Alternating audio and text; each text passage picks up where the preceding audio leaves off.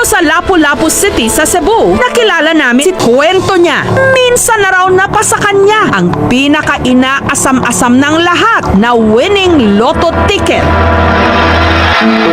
December 2015, pagkatawid niya, himalang may nakita siyang lotto ticket na meron ng mga nakamarkang numero. May kung anong meron daw sa lotto ticket na yon na nabato-balani siya.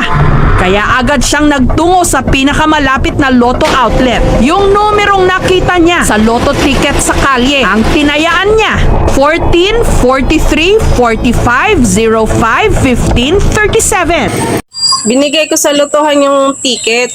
Sabi ko, ito yung tatayaan ko. Kasi hindi naman talaga ako nataya sa loto. First time ko lang tumaya. Bali sa wedding lang, saka sa ending ako nataya. Kaso hindi rin nananalo. At kung manalo man, siguradong ubos din kasi marami ang magbabalato. Kinabukasan daw nun, ang tinayaan niyang mga numero, di umano, tumama ng jackpot na 89 million pesos. At chinek ko nga sa internet kung anong numerong lumabas. At pagtingin ko sa ticket ko, aba, saktong-sakto sa numerong tinayaan ko. Bigla akong kinabahan at napaisip, sabay sigaw ng mayaman na ako. Sa wakas, makakakain na rin ako ng masasarap.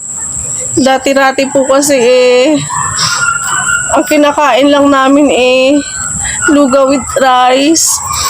At pag sinwerte-swerte naman po ay makakapag-ulam kami ng itlog with egg.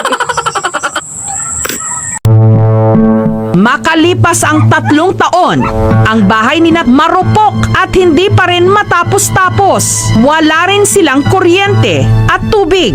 Malayong malayo sa buhay, milyonaryo o tumama ng loto. Anong nangyari sa di umano'y 89 million pesos na na-jackpotan niya sa loto? At yun nga po, pagpunta ko sa lotohan para i-claim po yung panalo ko, ay napahiya pa po ako at napagtawanan.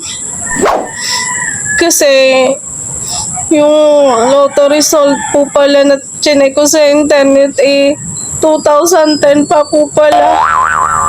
Hiyak-hiya po talaga ako.